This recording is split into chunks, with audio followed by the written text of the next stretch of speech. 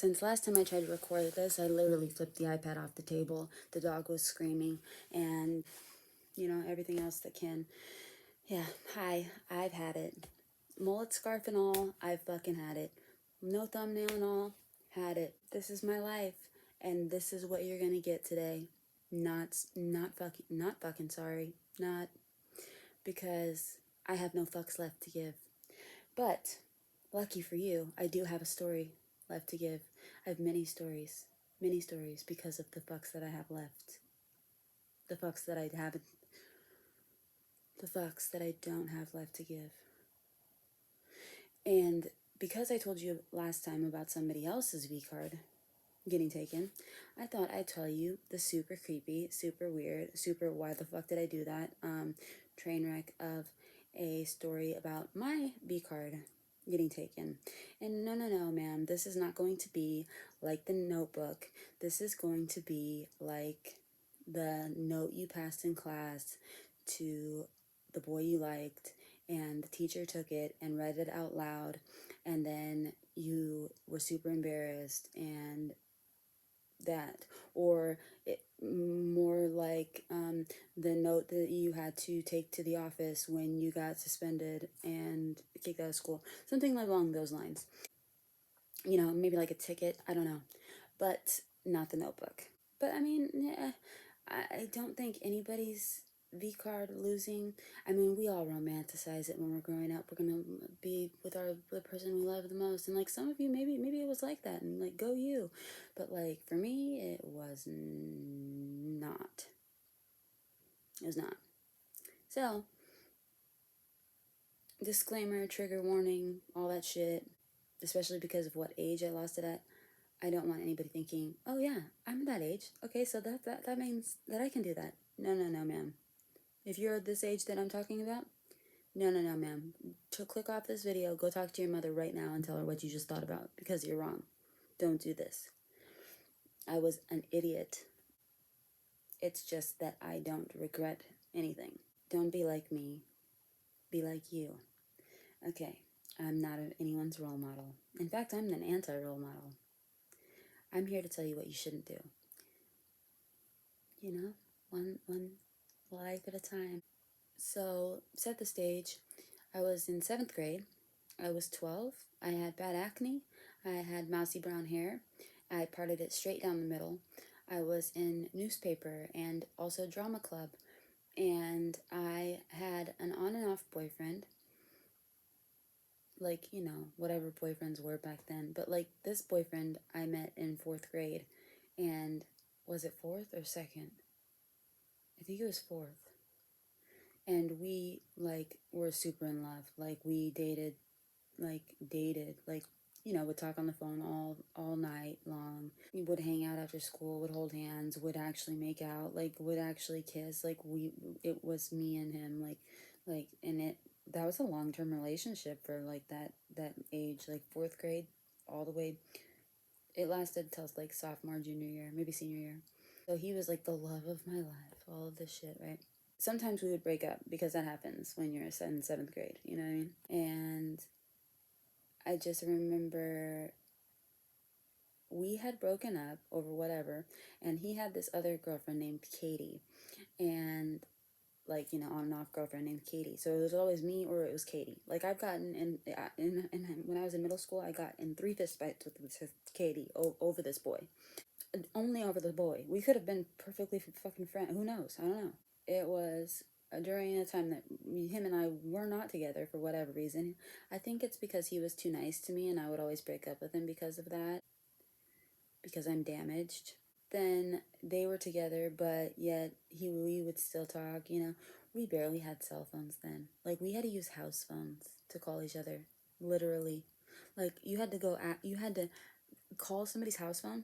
Their brother would answer, and you'd have to ask for, hey, is so-and-so there? Can I talk to him?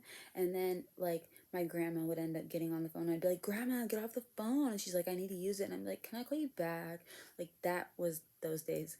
So anyways, one time my friend Sarah, her mom went out of town. So we were like, hell yeah, free for all. We can do whatever we want.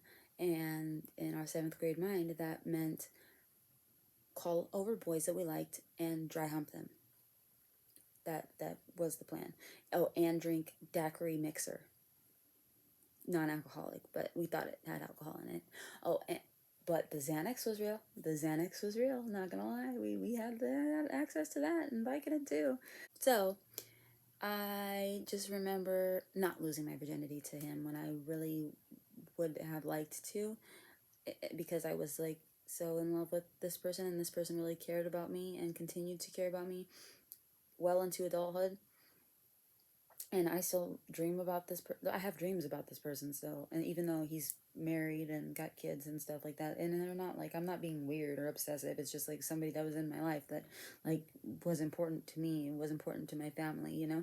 And I just remember us being on the top bunk, like dry humping and stuff, and then like us trying to do it, and then it not like working, like it hurting or something. And then I was like, no, stop, I don't want to do it. Like, I was raised Catholic, so I automatically felt like I was going to hell, and I had definitely sinned, and God was definitely pissed, and my mom was definitely going to automatically know just by looking at me, and I was going to be shunned and stoned to death, and you know, all that shit and more.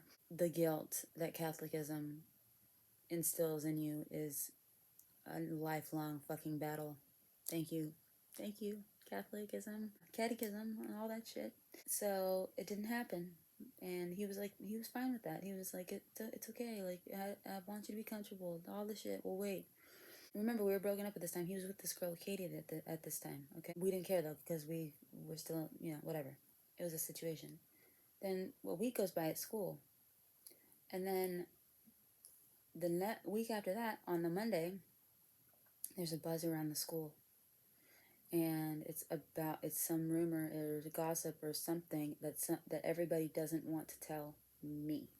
And I just remember, like, this was like a crushing day in my life, and I was 12.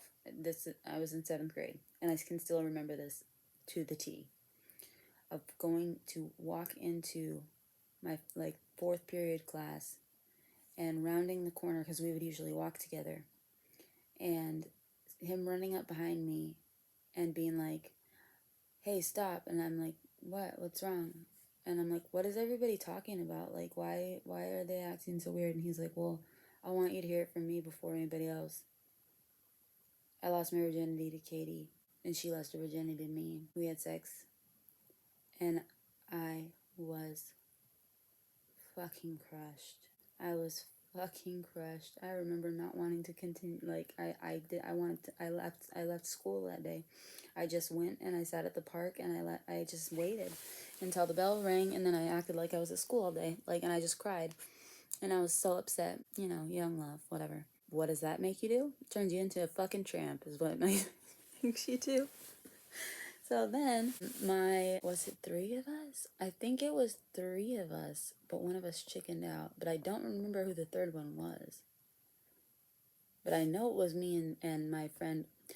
We'll call her Sally, that girl, okay? Whoa, Sally. That's a good name for her. We'll call her Sally. Sally, I know for sure came with me, and I thought Sarah came with me too, but I don't know. Anyways, the thing is that we said we were going to school, and we said we were going to go to a football game afterwards. And instead of doing that, we somehow, whether we hitchhiked, I don't really remember how, or rode the fucking Trax bus that you have to dial and then they come to your house. That's how it was back in those days. Or something. Somehow we perused our way to the town next to us to see this boy that was much older. He was 15, and we didn't know, unbeknownst to us, he had an older brother that was 18, and there was like a creepy friend there that was 19. Yes, I remember this. And so Sarah was with us, because it was Sarah and the creepy guy that was like 19 or 18 or whatever. It was Sally and the 18-year-old brother, and it was me. We all knew this 15-year-old. And literally it was so inappropriate because we were all 12. And the 15-year-old knew that, but when it came down to it, he let us lie and say we were 14. Still so fucking wrong. And I just remember like acting like I was about it, and his thing being so huge, and like I hadn't been like I'd gotten one time, like I was prudish of the prudes. Like I, it was pitch black. Me and my two other friends were in the same exact room with all three of us with these guys on top of us. So basically, and then we had me and the 15-year-old had a blanket over us, and then we were on the ground on the floor, the fucking bare carpet, and Sally and her 18-year-old dude, so inappropriate, so fucked up, where it was on the bed over there, and I like we had made a pact before we showed up to this house or to this place that like today we're gonna lose it because everybody's lost it, and we don't want to go to school and go to high school and not have lost it because we're gonna be fucking losers, and we're making a pact and we're not gonna go back on it. And the only one that went back on it was Sarah. And because when I started hearing Sally making noises, I started making like advances. And this 15-year-old had already had sex. So he was very pushy about it. And I remember asking him to stop because I said it hurt. And his response was, "It's gonna hurt." And he did it anyways. And then they, like boys that they were, they just put their clothes back on, and we put our clothes back on, and because all we did was take down our pants a little bit. Like we didn't even see each other naked, like as friends. Like no, like we were prudes. Like we were young, we were babies. And then they just walked out into the kitchen, and they were like, "Okay, so are you guys gonna leave, or like you need to get a ride or what?" And we were just like, "What the fuck? Like, what did we just do?" And we didn't know if each other had done it yet, until like we couldn't find a ride home, and like we struggled with that for hella long until we finally got Sally's mom to come get us, and then she berated us the whole way home. Like, what the fuck were you even doing there? Like, why were you even there if you didn't have a ride home? Like, and like this woman let us take her car in the middle of the night. I got pulled over driving at 12. So why she was berating us, I have no idea. But in the backseat of the car, our little trio, we were like, "So did you do it? So did you do it?" Sarah was the only one that didn't do it. I commend her for that. And me and Sally did. And it was stupid. It was dumb, and it meant nothing. The one that Sally did it with ended up, he's in prison for triple homicide now. So listen to your moms and dads and eat your vegetables and go to school and do your fucking homework, okay? Do as I say, not as I do. Nikki New Hope, aka Daddy Issues, out.